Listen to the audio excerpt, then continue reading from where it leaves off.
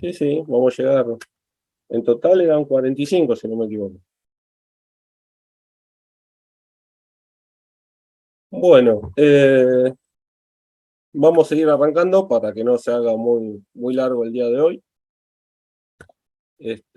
Primero que nada, bienvenidos a la cursada del sistema de transmisión inalámbrico. Vamos a estar trabajando los sábados acá con Julieta y con Cristian y con todos ustedes para poder encaminar un poquito esta materia y que se lleven buenos conocimientos que lo puedan aplicar en su vida profesional dentro de no mucho tiempo. ¿Qué es lo que vamos a hacer? Solamente por hoy lo que necesito que hagan es en la parte del chat, o sea, primero asegúrense que sus nombres acá en el Zoom sean parecidos o lo más Hola, cercanos profe. posible. Hola, ¿qué tal, Leslie? Que sea lo más parecido a lo que tienen en el CBG, y después pongan todos, cada uno de ustedes, presente en el chat, porque es lo que necesito presentar para que después le pasen la asistencia al BDL.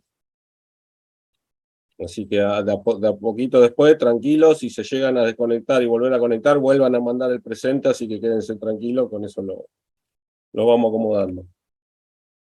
Profe, a mí Bueno, sigue sin aparecerme la materia en el CBG. bueno, Leslie, después cuando cortemos, tomamos bien bueno, nos quedamos y lo vemos particular, porque yo te agregué, pero por ahí hay algún problema con el mail con el que está agregado. Compartimos pantalla y lo vemos. Quédate tranquilo. Dale, listo. Bien. Eh, ¿Estamos todos? ¿Alguno que se esté conectando? No. Bueno, vamos a empezar. Una breve introducción.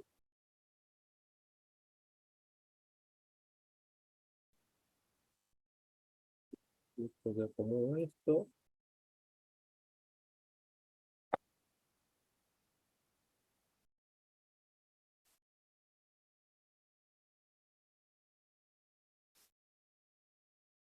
Bien.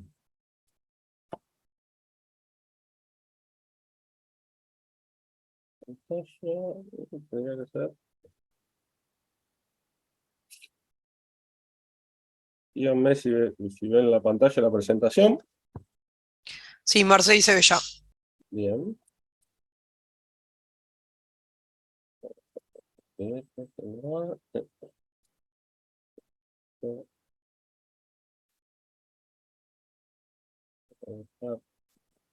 Chat para una consulta.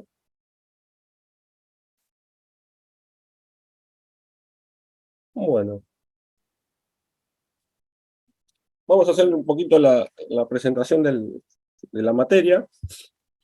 ¿Qué vamos a tratar de cómo se da esta parte de la materia? Es clases teórico-práctica. Vamos a hacer algunos laboratorios para reforzar los conocimientos. La idea es que la aprobación de la materia sea con un trabajo final donde apliquen todos estos conocimientos que vamos a ir viendo a lo largo de estos días. Y el horario de ambas comisiones, tanto de la S31 y la S32, van a ser de 11 a 14. Y eso lo consensuamos con el profesor de seguridad. Si alguno cursa seguridad, bueno, es para, como él también está juntando las dos comisiones entre las 8 y las 11, puedan cursar ambas. Igual hay unos casos específicos de un alumno que me pidió salir unos minutos antes de lo virtual y en lo presencial se va a retirar antes por un tema que tiene que ir a trabajar. Eso se puede arreglar, y los contenidos que a él le falten después lo iremos viendo en algún momento en la semana, o nos encontraremos con él unos ratitos antes si no es que cursa seguridad, para poder completar los elementos. Nos vamos a apoyar en el CBG, más que nada para que ustedes puedan descargar todas estas PPT que yo voy a pasar. Van a tener las PPT, van a ver apuntes de material sobre física, van a estar el trabajo práctico para descargar. Tenemos foros donde vamos a hacer, cuando tengamos que mandar una comunicación, en vez de mandarlo por mail, pues los vamos a poner en el foro, que deberían estar todos inscriptos. Si alguno no está inscripto en el foro que tiene para que le lleguen las notificaciones, después des una vueltita y fíjese de que funcione. Yo después voy a mandar un aviso general como para asegurarnos que nos llega todo. Y lo que vamos a ver en el contenido del curso está separado en lo que son 3 módulos. En el primer módulo, lo que vamos a ver, que es lo que vamos a hacer hoy, es todo lo que es la presentación del espectro electromagnético. Vamos a hablar del diagrama conceptual de lo que es un sistema de comunicación alámbrica. Vamos a ver lo que es, cómo es que se asignan todas estas frecuencias, y vamos a hablar de dónde salen las normativas. También hoy vamos a ver lo que son las leyes del magnetismo, las ecuaciones de Maxwell, la solución de la onda electromagnética, la polarización, el vector de potencia y unidades de potencia. Entonces ya se están más de uno preguntando si los vamos a matar con fórmulas. No, tranquilos. Esto es como un pequeño repaso de algo que ya ustedes vieron en física. Por eso están todos los apuntes de física, para que si quieren pegarle algún repaso particular a algo de esto, lo puedan hacer tranquilos. ¿Por qué tenemos que ver todos estos conceptos? Porque estos conceptos son los que nos van a ayudar después a poder generar los que son los enlaces inalámbricos. Después en una segunda clase vamos a ver lo que es la próxima clase, vamos a ver un software que se llama Radio Mobile, donde vamos a hacer una simulación del montaje de un enlace inalámbrico, donde vamos a hablar de algunos conceptos sueltos que vamos a ir desarrollando durante toda la cursada, y que la idea es que con este software y algún otro más puedan ustedes resolver el trabajo final. Después tenemos todas las próximas clases, vamos a ver todo lo que es la óptica geométrica y la óptica física, que acá es donde ya empieza a ver qué pasa cuando genera el enlace inalámbrico, qué pasa con las interferencias, cómo es que rebotan las señales, todos esos fenómenos físicos que hasta ahora se estudiaban con el concepto de la física en el vacío, que ahora ya no están así. En el módulo 2, o sea, una vez que pasemos todo esto y hagamos un pequeño parcialito chiquito del módulo 1, vamos a seguir con lo que es propagación de antenas, propagación, antenas y los cálculos de los enlaces. Y después el módulo 3 ya directamente sería el trabajo final que van a empezar a realizar ustedes, basado en una consigna que pueden traerlas ustedes, porque este año vemos que son muchos, entonces vamos a ver si alguno de ustedes nos dice, bueno, yo tengo ganas de levantar un enlace entre Uruguay y Ranela. Bueno, vamos a ver si se puede hacer. Bueno, la idea es que se lleven todos los conceptos como para que lo puedan hacer. Tenemos lo que se llama una sección de laboratorio, que es un famoso módulo 4. No hay problema, Marina, gracias por el presente. Donde vamos a ver todo lo que se conoce. El CubeCapron es otro software de simulación muy parecido al Radio Mobile, y vamos a ver todos ahí ya vamos a ver tecnología que ya conocemos: infrarrojos, Zigbee, RFID, Bluetooth, Wi-Fi, y vamos a hablar del concepto de Internet de las cosas. Este es el cronograma que vamos a tener durante toda la cursada. Fíjense que ya tenemos las fechas definidas, esto inclusive es por el tema de la virtualidad y la presencialidad, que tenemos que coordinar con el profesor de seguridad. Ya les voy adelantando, tanto esta materia como la de seguridad, la primera clase, o sea, hoy y el 20 del 8 van a ser virtuales. Nosotros, 1 o 2 días antes del 20 del 8, ya les vamos a avisar qué pasa con el resto de los días.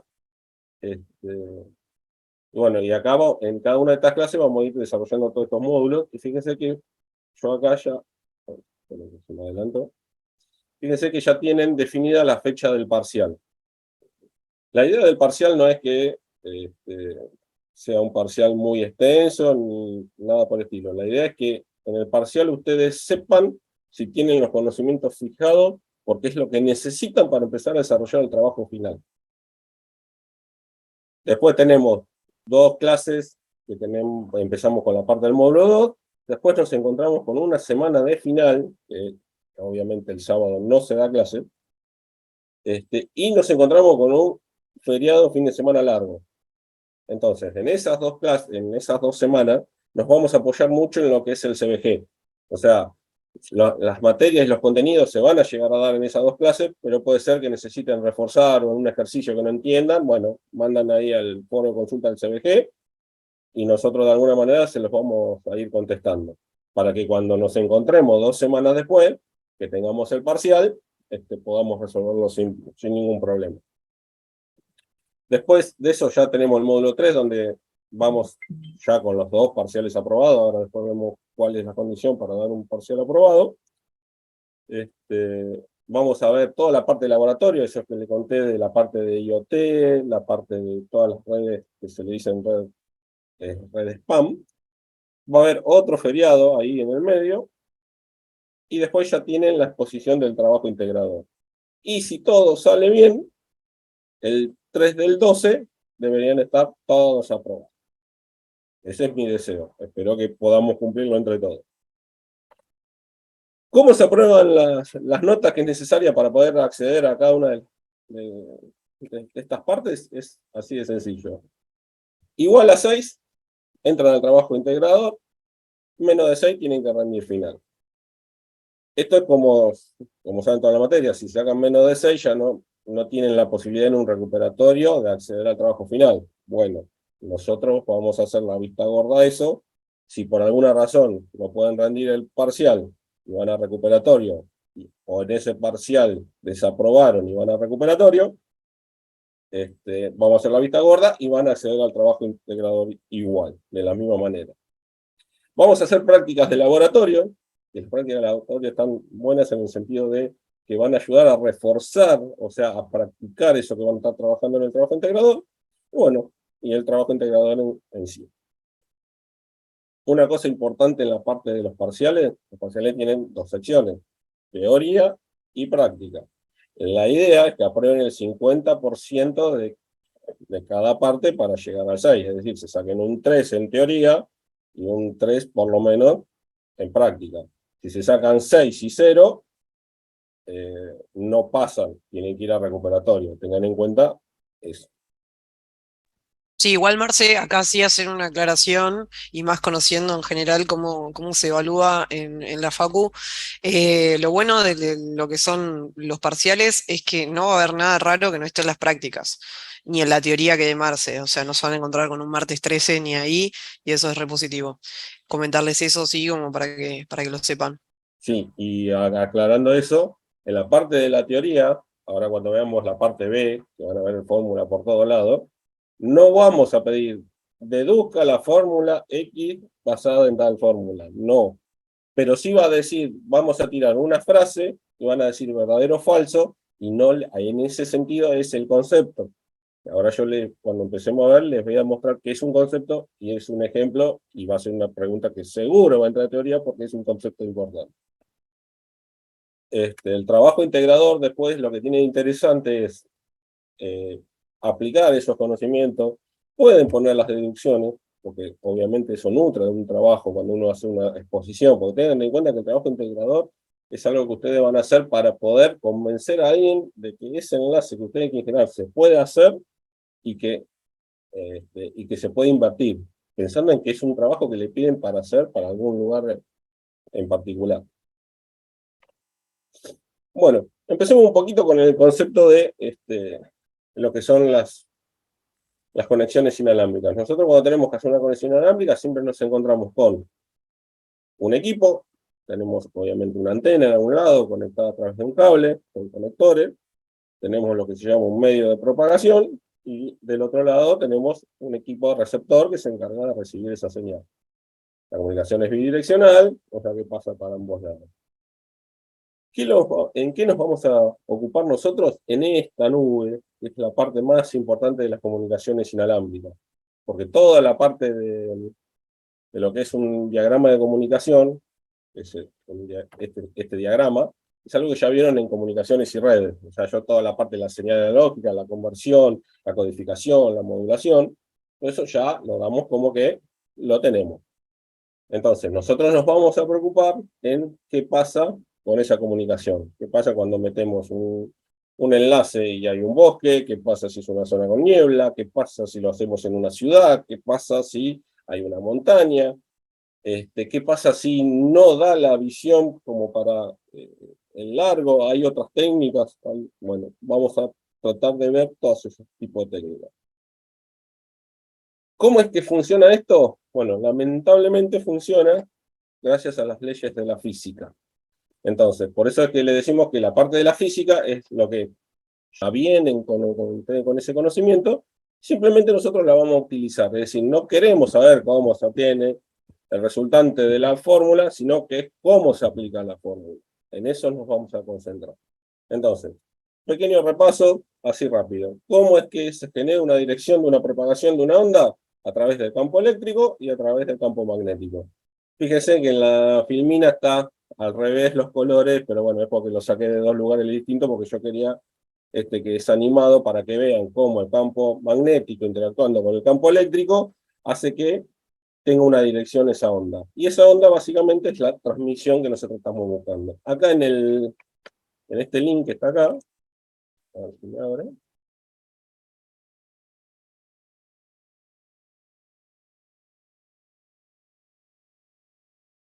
Bien, fíjense que tienen el mismo gráfico para que vean cómo es que funciona cuando nosotros trabajamos con cierta frecuencia, tiene este ancho, fíjense cuando achicamos la frecuencia, concepto de física, cómo empieza a variar la onda. Entonces, es para que empiecen a entender esos conceptos. Obviamente que todo esto, bueno, ¿cómo se calcula una longitud de onda? Bueno, a través de la velocidad de propagación y a través de la frecuencia. Recuerden que la frecuencia siempre es la unidad sobre segundo.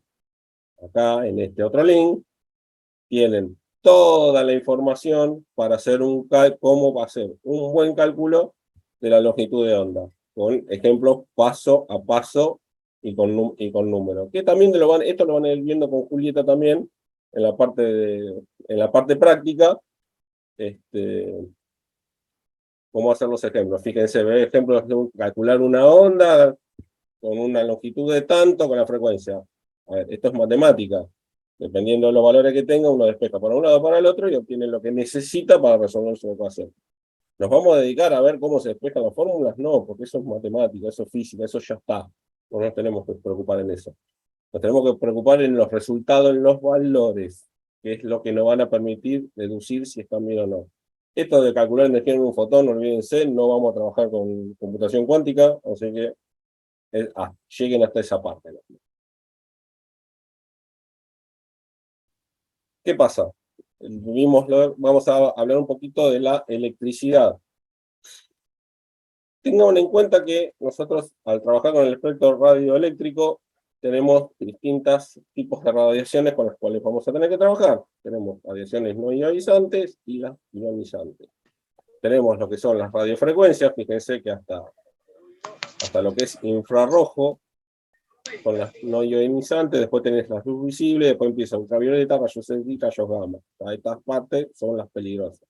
Fíjense que las frecuencias van de 1 Hz hasta 10 a la 15 Hz, y ya después nos estamos metiendo en otro tipo de frecuencia.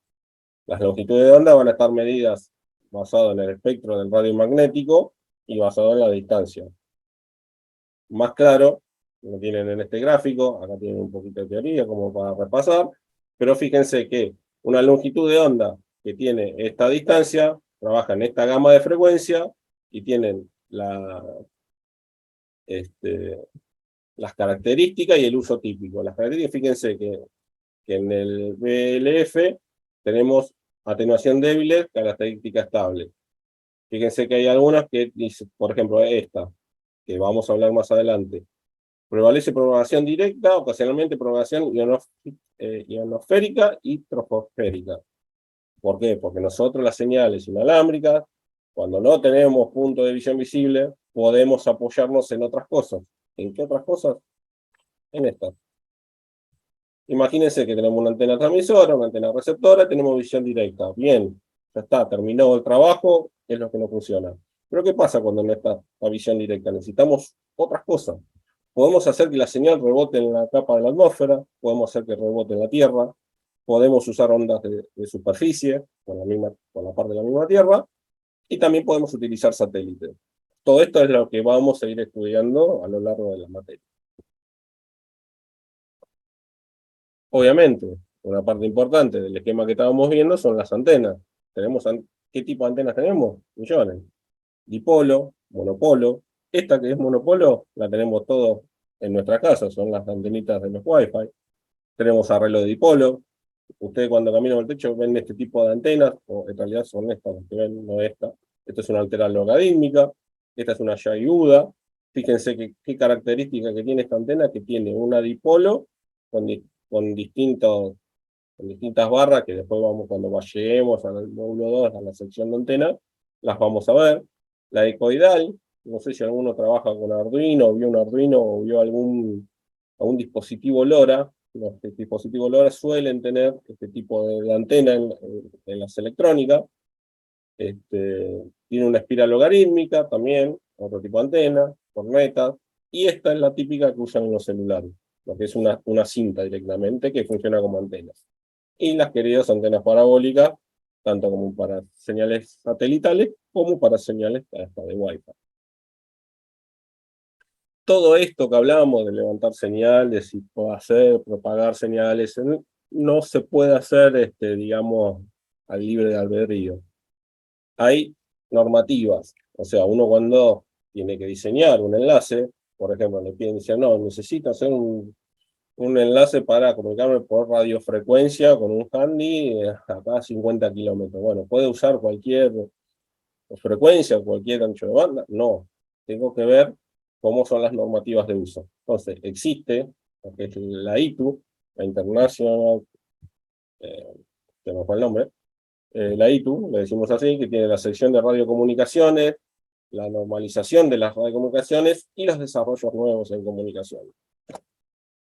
Acá está, Normativa Internacional de Uso de la Frecuencia, que es la Unión Internacional de Telecomunicaciones.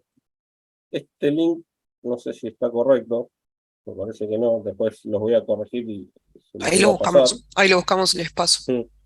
Bien, porque me parece que ahora agregaron la palabra ITU-R para la parte de radiofrecuencia. Bueno, ahí en la ITU tienen todo lo que es la gestión del espectro, de lo que es la comunicación inalámbrica, la propagación de onda de radio, los servicios por satélite, los terrestres, radiodifusión y los científicos.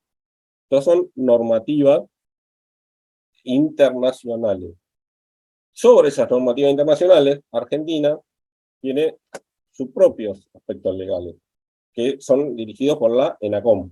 Entonces, uno, cuando necesita levantar algo, va a la ENACOM. Perfecto, Julieta, era ese. Así que después actualizo la PPT y el PDF y lo subo al CBG. Entonces, si necesitamos saber qué frecuencia, cuál es la normativa para usar una frecuencia, recurrimos a la ENACOM. Acá en la parte de la ENACOM vamos a encontrar que tenemos dos tipos de bandas que podemos usar, que son las atribuidas a uno o más servicios, o son las asignadas a un usuario específico. Y acá está todos los tipos de frecuencia que se utilizan en la República Argentina. De todos estos tipos de frecuencia, nos tenemos que concentrar, básicamente, este es el último boletín oficial respecto al uso de la frecuencia. Nos tenemos que concentrar en las frecuencias que son de uso compartido. Por ejemplo, fíjense, acá, en esta frecuencia de uso compartido, ¿alguno ve alguna que le suena conocida? ¿Alguno se anima? O dos conocidas en realidad. Si no se animan a hablar, por chat también, ¿no? Eso, pueden googlear también. 2400. La de 2400 a 2000, la de 2400 y la de 5000 que se utilizan en Wi-Fi. Perfecto. Fíjense que estas son las bandas de ancho compartido y antiguamente, un dato de color, los microondas viejos tenían problemas porque cuando uno prendía los microondas trabajaban en esta frecuencia y encima en un canal que interfería el Wi-Fi. Ahora ya gracias a Dios mejoraron un poquito el aislamiento y ya no pasa más. Pero bueno, fíjense que estas bandas son las que uno puede utilizar. Uno cuando compra un router Wi-Fi no tiene que alquilar la señal, no tiene que pagar la señal, la utiliza. Es más, si ustedes quisieran levantar algo a una distancia un poquito mayor, con que utilicen esta frecuencia en algún equipo, no hay ningún problema. Básicamente, esto es hasta ahora, como vengo, ¿lo vienen entendiendo?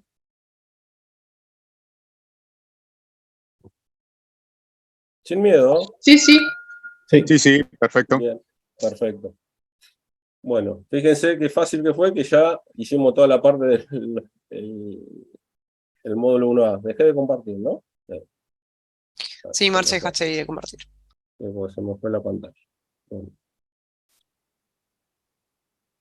Toda esta parte que acabamos de hablar, bueno, era toda la introducción, lo que es la materia. Entonces, ahora lo que tendríamos que hacer es irnos un poquito más de lleno.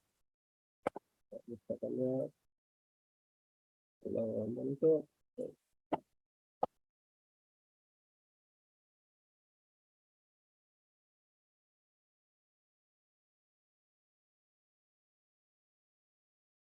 Bien, aquí. Y vamos a. Perfecto. Bien. ¿Qué es la parte del módulo B? Lo que veníamos hablando recién. Esto es todo repaso de física. O sea, vamos a hablar de la ley de Coulomb, vamos a hablar de los medios de la distancia, de Gauss. En las PPT teóricas les dejamos todas las fórmulas para que si alguno tiene ganas de ponerse a practicar, inclusive van a encontrar en el módulo 1 ejercicios prácticos antiguos sobre todos estos temas, por si quiere agilizar un poquito el lápiz con la deducción de alguna fórmula. Pero lo que nos vamos a enfocar es en todos estos conceptos, cómo, por qué los necesitamos y dónde aparecen en lo que es el circuito de una conexión inalámbrica cuando necesitamos una conexión inalámbrica. Cuando hablamos de conexión inalámbrica, algo que no aclaré, no importa si es radiofrecuencia, si es un Wi-Fi, si es un Bluetooth, si es un RFID, o sea, todos tienen el mismo, a ver, se manejan por las mismas leyes. Entonces, por eso es que estamos haciendo esta introducción que parece medio engorrosa de física, pero después se empieza a simplificar cuando empecemos a ver cada uno de los protocolos.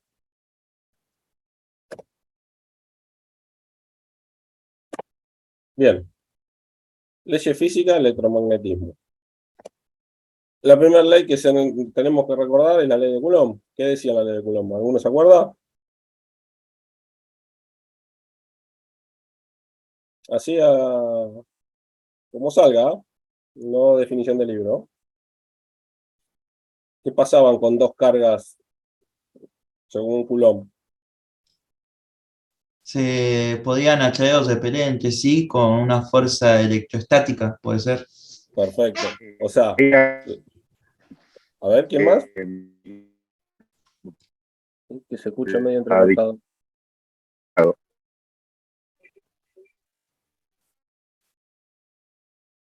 No sé quién habló que se le escuchaba entrecortado, pero bueno. La idea de la ley de Coulomb es ver qué pasa con dos cargas en el espacio, con qué fuerzas se atraen o se repelen. O sea, eso es la primera parte. ¿Por qué? ¿Se acuerdan cuando vimos la fórmula del campo del efecto electromagnético y el eléctrico? Bueno, básicamente está ocurriendo esto. Entonces, esas fuerzas son las que impulsan mi señal. Acá está toda la fórmula para los que les encanta toda la parte de física y que quieran repasar los numeritos. Pero acá es donde nos tenemos que detener porque, ¿qué pasa? La física, todo lo que estudiamos en física, estudiamos en el vacío. Y hay un pequeño problema en eso, que es que no vivimos en el vacío. Es decir, todo el ambiente donde nosotros estamos, tenemos materiales, y esos materiales afectan todos estos cálculos. Entonces, la idea es ver cómo esos cálculos son afectados por estos materiales, ¿para qué? Para poder deducir cómo realizar mi conexión inalámbrica. Por ejemplo, el primer efecto que aparece a través de los materiales es el tema de la permitividad y la constante de Coulomb. Y acá está el tema de cómo se realiza el cálculo, si lo quieren hacer, pero tengan en cuenta que esto que está acá, no es que mágicamente hay alguien que se sentó a calcularlo. Si ustedes van a la ITU y buscan permitividad de materiales, tienen ya toda la lista de los materiales existentes con el cálculo de la permitividad. Entonces, fíjense que el valor, si se ponen a ver, tanto del vacío como del aire, tienen la misma permeabilidad. Es decir, es como que si hablamos del aire y del vacío, y casi estamos igual, pero no es igual. Hay algunos ahí decimales molestando. Ahora, si nosotros tenemos que pasar por agua, una señal inalámbrica, no, bueno, ya nuestra permeabilidad cambia.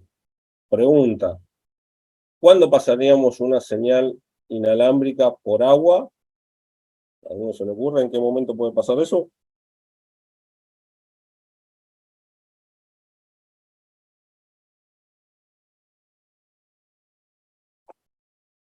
Puede ser en las señales de un submarino, digamos. No tan abajo el agua. Ah, Pensalo en otra cosa. Imagínate, a ver, ¿Puede ser cuando atraviesa una nube? ahí perfecto. Por ah, ejemplo, nubes bajas, ¿con qué nombre se las conocen las nubes bajas? Como niebla. Exactamente. Tengamos en cuenta que las nieblas son partículas de agua bajas. Vieron que cuando a veces hay mucha neblina, que el edificio, qué sé yo, 5 pisos, ya la mitad del edificio no se ve. Imagínense si tenemos una antena arriba transmitiendo. Ya esa señal no va a ser tan parecida como en el vacío, entonces todo lo que creemos que esa señal está transmitiendo no lo está transmitiendo. A ver, eso es lo del agua por una señal que yo estoy haciendo a grande distancia. Digamos algo más chiquito, el Wi-Fi. Y no es lo mismo tener el Wi-Fi en el medio de la habitación que tener el Wi-Fi pegado a un vidrio, a una ventana para darle señal al lado. ¿Se entiende esa parte? Entonces, fíjense cómo ya los materiales nos empiezan a afectar la señal. Entonces, esta parte de permitividad eléctrica también se la conoce como constante dieléctrica. Lo pueden conseguir pueden encontrar definiciones por los dos nombres. Y tiene que ver cómo es el material y ¿cómo se lo puedo explicar? Cómo el material empieza a interponerse en la señal, afectando todo lo que es el campo magnético y el flujo magnético de esa señal. La permeabilidad tiene que ver con la susceptibilidad eléctrica que tiene ese material. ¿Verdad? Por eso tienen todas estas fórmulas que se encargan de hacer el cálculo. Que si van a la ITU ya lo van a tener resuelto en una tablita como vimos recién.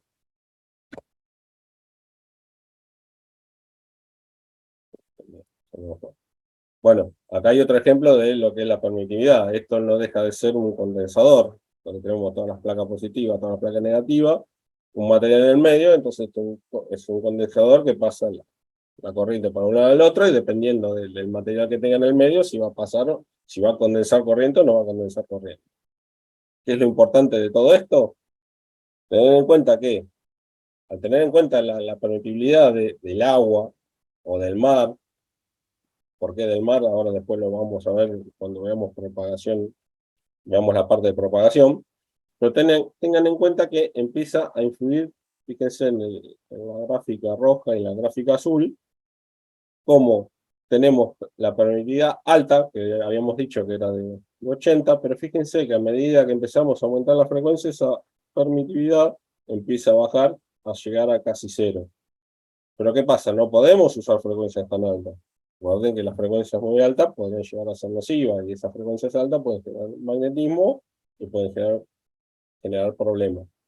Entonces ahí es donde tenemos que empezar, ahí es donde se empieza uno a ver hasta qué frecuencia puede utilizar para transmitir. Y además tengo que tener en cuenta qué frecuencia tengo libre en el espectro para utilizar sin tener que pagar una licencia. Toda esta correlación que vengo haciendo es la que tienen que empezar a tener en cuenta cuando empiecen a desarrollar el trabajo. Entonces, existe la permeabilidad magnética. Esta es otra cosa que podría llegar a entrar como una pregunta conceptual, y es importante. ¿Por qué? Porque fíjense en la gráfica. Dependiendo del tipo de material, es cómo nos va a afectar. Cuando tengamos materiales ferromagnéticos, fíjense, hay algunos que no tienen ni sentido, pero fíjense, hierro purificado o acero dulce, que se pueden usar en las construcciones, una transmisión no va a pasar. Por eso, cuando uno tiene una casa, si le mete hierros en lo que es la losa o una pared con hierro, es muy complicado que del otro lado tengan una buena señal. Entonces, una pregunta de pasear podría decir, la permeabilidad magnética de materiales ferromagnéticos es igual a la del vacío. ¿Y ustedes qué me contestarían? Que no, Que no. obviamente. Que no, perfecto. No vayan a poner que sí en el parcial, ¿no? Bueno, fíjense que hay ciertas cosas como por ejemplo los paramagnéticos o diamagnéticos, y fíjense que tenemos dentro de las paramagnéticas: aire, aluminio, plata, bismuto, agua, que es muy parecido a lo que habíamos visto, que el agua y el aire que no afectaban a grandes frecuencias. Esto es meramente un apunte de cómo trabajan, cómo pueden jugar con, o sea, a quien le gusta la matemática, ¿no? Con las descripciones vectoriales y escalares de todas las fuerzas de magnitudes de campo, y acá tienen también el mismo desarrollo. Y lo que tenemos que tener en cuenta también en los medios, que es algo que vamos a ver en la parte 2, que es la parte física, y esta es la parte física que lo explica, es cómo es que la parte magnética rodea los objetos.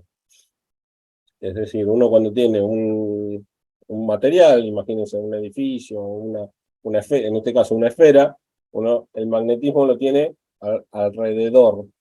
No es que el magnetismo está dentro del objeto. Entonces uno cuando viene una onda magnética tiende a hacer una curva y rodear al objeto. Estas cosas son de las cuales nos debemos valer para poder generar buenas señales, o lo que le decimos es un bypass a la señal como para poder mejorar o solucionar. Van a ver que a través de estos efectos, más adelante, se van a producir algunas cosas como difracción o refracción o puntos de zonas de sombra, porque cuando uno viene una señal de esta manera, rodea un objeto y baja, toda esta parte de acá abajo se ve como una sombra. Esa sombra es una zona de señal. Lo vamos a ver más adelante. Tengamos en cuenta también, como una cuestión del concepto de los materiales, que a medida que empecemos a pasar por los materiales, la señal se empieza a perder. Eso lo vamos a ver cuando arranquemos con el tema de difracción y refracción, donde nos vamos a apoyar en el concepto de conservación de energía, y ver cómo es que a veces los materiales nos absorben energía, nos rebotan energía, y qué fórmulas matemáticas rápidas hay como para sacar el cálculo. Todo esto se requiere porque hay 4 leyes principales, acá les estoy enunciando 2, la ley de Gauss y la ley de Gauss en el campo magnético. ¿Se acuerdan de la ley de Gauss? ¿No? Ustedes hacen correr corriente a través del magnetismo y le genera la señal. Arranca el concepto de la ley de Lorentz. ¿Se acuerdan el movimiento de la fuerza? Por eso en matemática se les hacía cálculo. O sea, tenían que aprender a calcular en base a 2 vectores, teniendo una fuerza, una velocidad, hacia dónde iba ese lugar. Eso es lo que vimos al principio. Es decir, gracias a eso es lo que podemos entender cómo es que se comporta una onda cuando viaja por el espacio. Recordemos las leyes de Biot y Sabat. El tema es de qué pasa cuando tenemos una corriente eléctrica pasando por un conductor, que es el ejemplo a la mano, que si va para arriba, el campo electromagnético va hacia un sentido, y si va para abajo, va hacia el otro sentido. También tengamos en cuenta que también la misma ley es cuando viene un anillo, usando la misma mano, el concepto de que uno va recorriendo ese anillo así, va generando ondas alrededor del anillo. ¿Qué pasa con la fuerza de esos conductores? Lo mismo que hablábamos en la ley de Coulomb. Dependiendo de cómo sean esas fuerzas, esos conductores se pueden atraer o se pueden repeler. Una cuestión de electromagnetismo. Abajo en las filminas siempre van a encontrar una referencia donde tienen toda la ampliación del concepto, por si lo quieren repasar. Tengan en cuenta que esto es cuando uno tiene que trabajar con las intensidades de señales. ¿Por qué hablamos de los conductores rectilíneos? Porque los conductores rectilíneos son los que conforman una antena.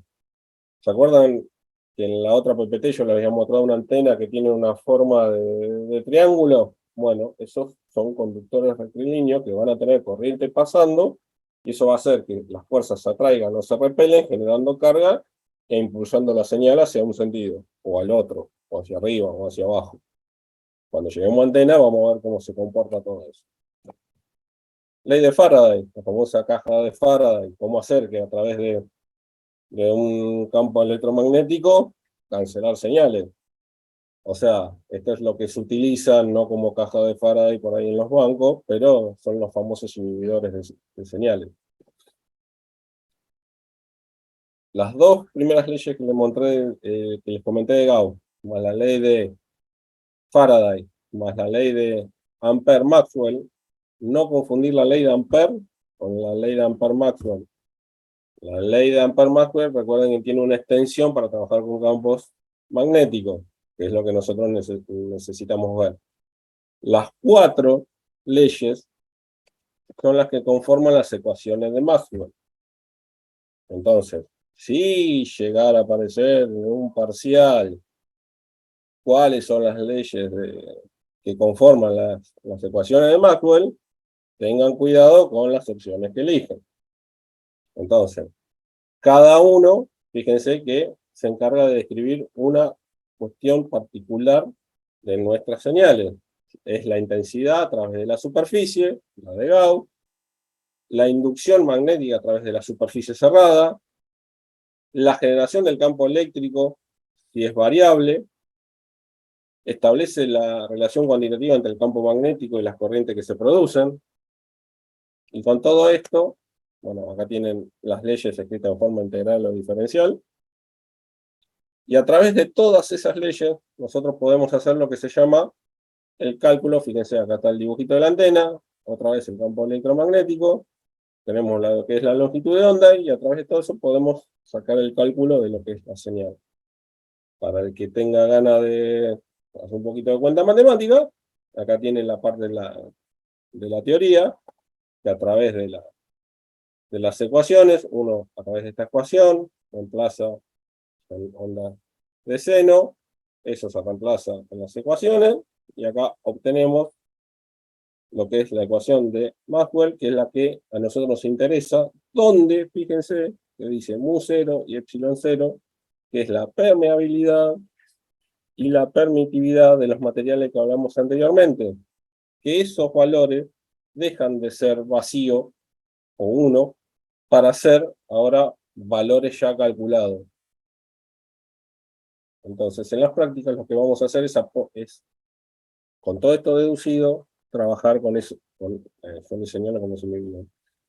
trabajar con estos valores para poder ver si nuestra señal es factible de realizar o no es factible de realizar. Un fenómeno interesante y a tener en cuenta cuando uno levanta una señal inalámbrica es el efecto de polarización. Ten en cuenta que una señal, cuando uno la envía, la señal va viajando, no solo en este sentido, sino que va viajando en forma de espiral, como está acá en el dibujo. Y necesita algo que se encargue de eliminar eso para que quede en un sentido, o sea, que no llegue una espiral girando a la antena receptora. Y ese concepto de polarización se necesita porque las antenas están así por una razón y no están así por otra. Entonces, por eso es que las antenas tienen su ubicación. Y obviamente, si uno tiene una antena así, del otro lado tiene la antena en la misma posición. No puede ponerla inversa porque la señal no va a llegar como corresponde.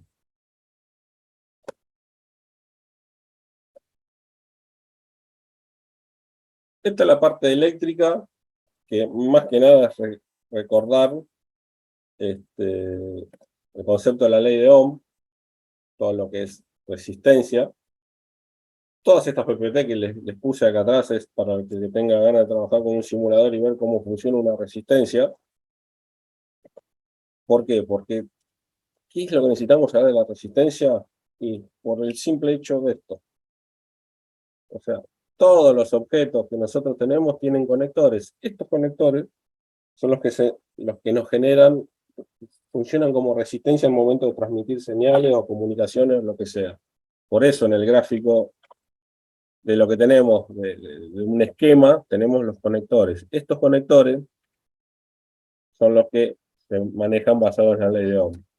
Acá en la parte de lo que es una electrónica positiva pura, acá tienen ejemplos para jugar con la velocidad, con la frecuencia, para ver cómo esta onda se atenúa en la velocidad. Bueno, esto se lo dejé más que nada para que tenga ganas de repasar la parte de eléctrica.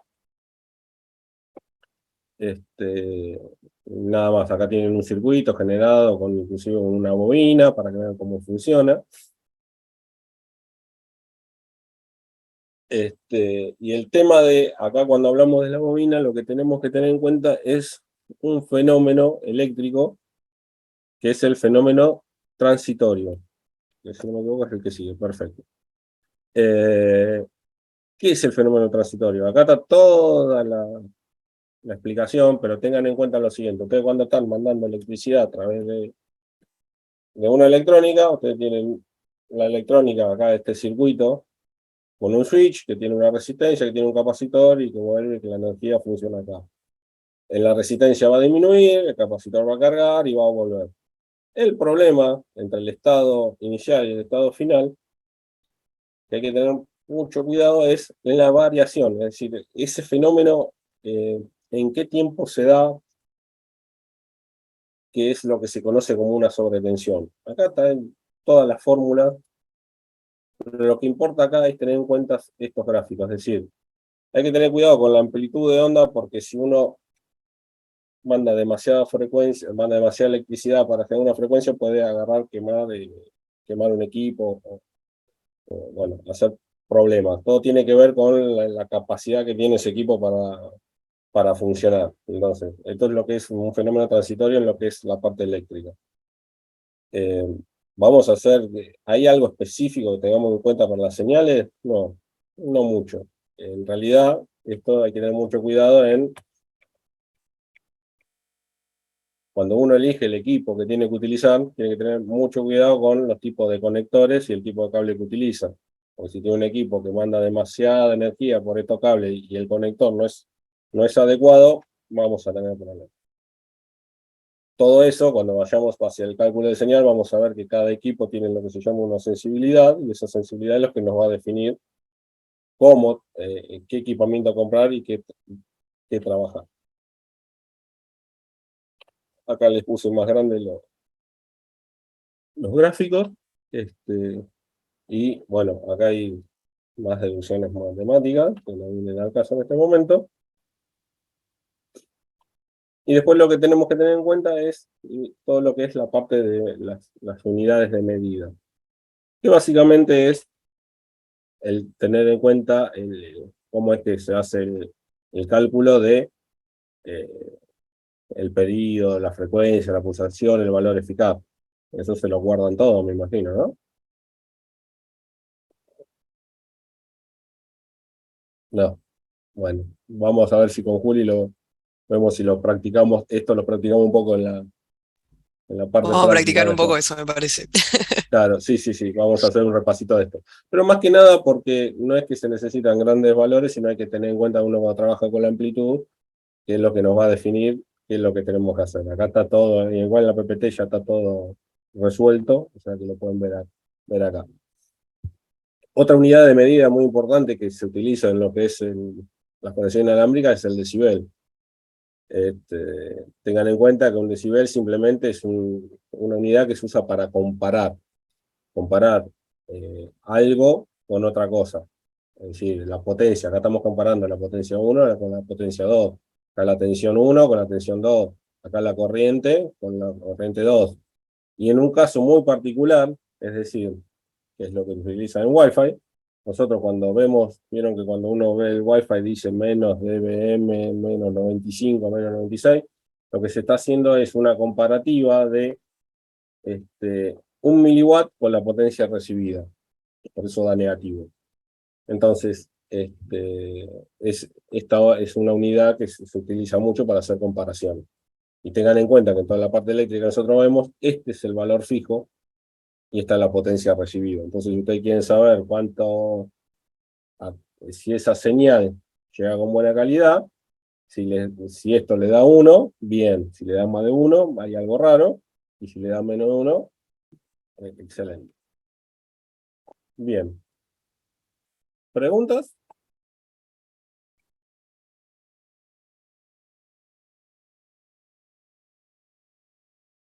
Entendieron Sí. todo entonces. Sí, genial. Ya le podemos tomar el parcial.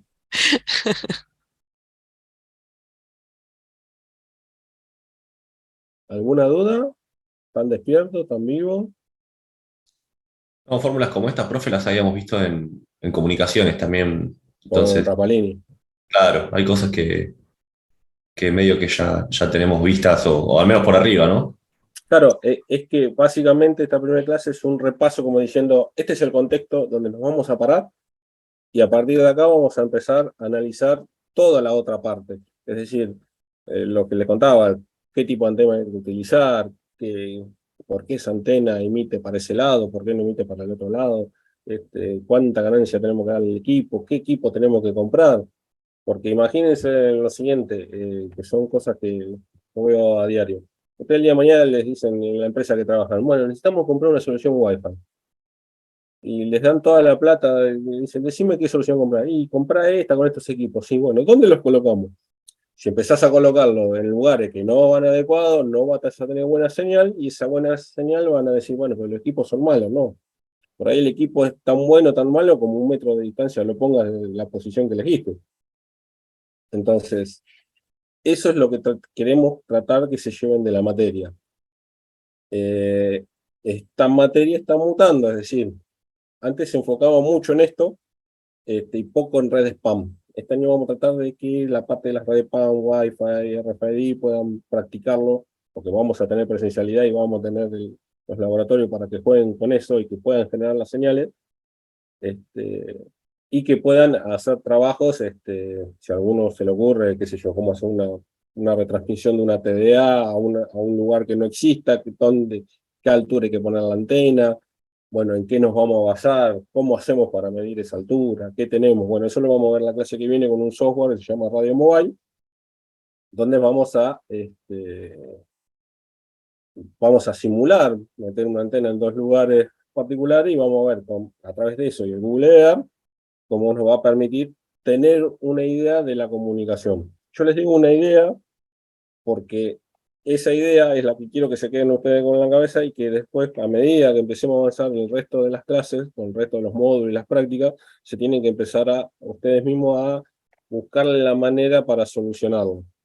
Porque básicamente eso es lo que va a ser el trabajo final.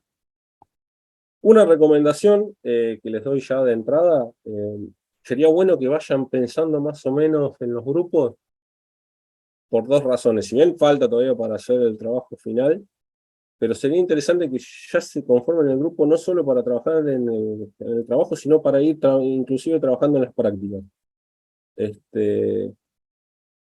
Estamos viendo, somos 45 personas, no sé cuántos vamos a llegar hasta el trabajo final, pero la idea es que sea un grupo por lo menos de 4 personas, así que vayan pensando en eso, y váyanse entre ustedes, organizándose más o menos un grupito, y dentro de un par de clases, por ahí ya les pido la información, y las empezamos a guardar, y porque más que nada, porque si hay que hacer 10 trabajos especiales, bueno, vamos a necesitar colaboración de ustedes, que se les ocurra algún trabajo innovador, o me quieran traer algún trabajo innovador que hayan hecho en algún otro lado, y que quieran ver cómo aplicar esto de conexiones inalámbricas.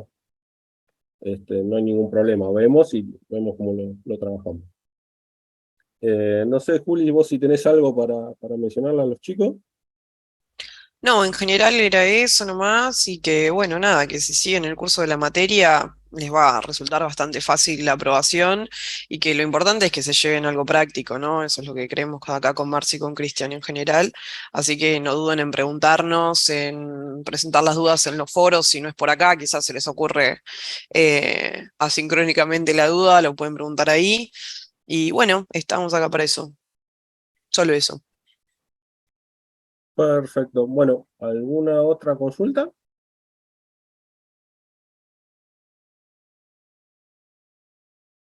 Relacionada que no sea con los temas o con algo de la materia.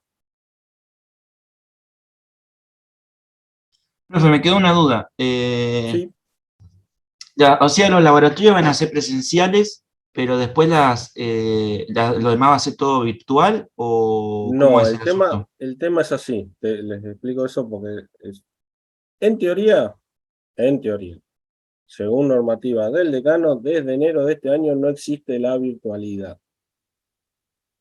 A ver.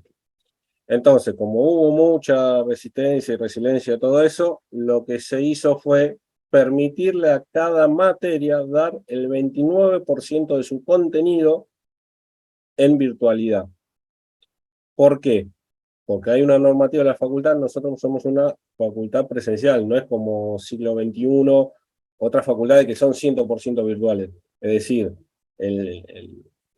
¿cómo decir? El estatuto de la universidad no permite la virtualidad. Se hizo la virtualidad por una cuestión de pandemia, una cuestión que no quedaba otra hacerla, pero supuestamente no debería existir la virtualidad. Entonces, como hay un gris en el reglamento que dice que hasta un 29% se puede dar de manera virtual, que tampoco aclara que sean clases. Aclara que vos podés apoyar al alumno de manera virtual por el 29% de lo que vos tenés de clase. Por ejemplo, nosotros que hicimos, somos 16 clases, el 29% son 5 clases, entonces vamos a hacer 5 clases virtuales y el resto presenciales. Hay una cuestión también que nos cortaron de una, que es parciales, finales y defensas de trabajo, o tengan en cuenta que la defensa del trabajo de ustedes es como ir a rendir al final, porque ustedes van después con aprobación directa. Entonces, la defensa de los trabajos, los dos parciales tienen que ser sí o sí presenciales. Los laboratorios, por una cuestión básica de que necesitamos que trabajen con eso. Y la virtualidad la estamos haciendo porque nos pidió el profesor de seguridad en redes las 2 primeras clases, entonces las estamos haciendo virtuales porque ese es otro tema. Las materias del mismo día no puedo darle yo virtual y el profesor de seguridad presencial, o al revés. O no los podemos hacer que salgan corriendo y que vengan a conectarse. Una cuestión también, obvia, de respeto entre nosotros, alumnos y profesores, y el resto de los profesores. Entonces lo que hacemos es coordinar para hacer eso. Ya, por como viene en la mano, creo que ya el año que viene nos van a cortar directamente la virtualidad, salvo que entre los profesores veamos la manera de encontrar eso. No sé si quedó claro eso. Sí, sí, quedó claro, gracias. Perfecto. Lo que sí le puedo asegurar que la próxima clase la vamos a hacer virtual y voy a tratar en esta semana a ver si, es más, otra clase virtual que vamos a tener va a ser del 22 de octubre, que es la de Cube Carbon, esa es la que es también de software, que es la que, porque ahí necesitaba esa fecha también, la necesitaba el profesor de seguridad virtual. Todavía quedan asignar 2 fechas más, que él tiene que ver cuáles son. Donde él me diga cuáles son, bueno, salvo que no se pueden cruzar con los parciales, que yo ya les di la fecha, esos parciales nosotros no los podemos mover. Hay que ver en el resto de las clases cuáles van a ser virtuales y presenciales. Después el resto ya son todas presenciales. Ahora, el tema del tiempo.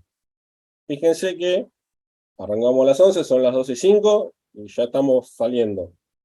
Dimos mucha teoría, pero mucha teoría dimos. O sea, muchos conceptos. Tengan en cuenta que esto no va a ser siempre así. Es decir, a veces los conceptos van a ser un poco más cortos, va a venir Julieta y Cristian con la práctica, donde va a haber más, o a veces hasta van a tener un día dedicado a la práctica, especialmente el día anterior al parcial, para que se puedan sacar todas las dudas y terminar de hacer todos los ejercicios. O sea, básicamente estaríamos usando 1 hora y media, 2 horas como mucho, y si venimos muy, muy, muy mal, porque tengan en cuenta que tenemos dos feriados, que eso nos hizo achicar contenido, por ahí usaríamos 2 horas y media. Nunca creo que lleguemos a las 3 horas. Yo porque sé que un compañero de ustedes necesitaba presencialmente retirarse 1 hora antes para ir porque de ahí se va a trabajar, así que más o menos vayan pensando que por lo menos seguro van a ser 2 horas. Hoy, por ser la primera clase, vinieron todos, excelente la cantidad de gente que vino, a pesar de que tengo el problema de que es fin de semana largo, y yo me caí recién ayer, así que ni siquiera cuando organicé esto, por eso los otros 2 fines ya los declaramos sin clase como para que también es una compensación hacia ustedes. Bueno, si no tienen ninguna consulta, lo único que me quedaría ver es con Leslie el problema que tiene del CBG. No, si no tienen ninguna consulta, por el día de hoy los libero. Profe, disculpe, ¿y los grupos de cuántos pueden ser? Así ya nos vamos organizando. Y más o menos 4 personas calculen. Si alguno llega a quedar ahí medio colgado, porque, a ver, hay una realidad. Yo tengo 45 personas, según los 46 personas, lo que se anotaron en total. No suelen llegar a las 46, o sea que le estamos calculando que 6 dejen, bueno, entonces le calculamos 4, serían 10 trabajos, porque después tengan en cuenta que esos 10 trabajos, independientemente que ustedes los van haciendo, con Julieta y con Cristian nos tenemos que dividir por lo menos 3, 4, 1, como para poder ayudarlos a llevar el trabajo en tiempo y forma, y si lo van, o sea, si van entendiendo bien la materia, cuando nosotros les mostremos qué es lo que buscamos del trabajo, en 2, 3 horas les hace clic la cabeza y dicen, pero es esto y esto lo que tienen que hacer. ¿Mm? Así que bueno, más o menos sería eso.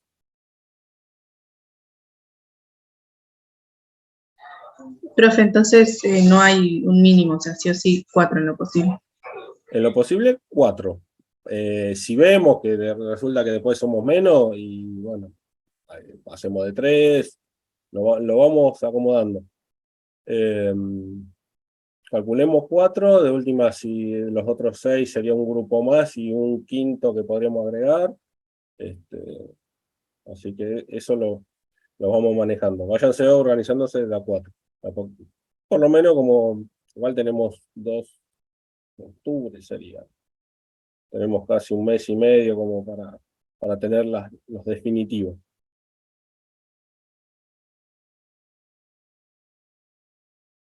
Bien. ¿Alguna otra consulta?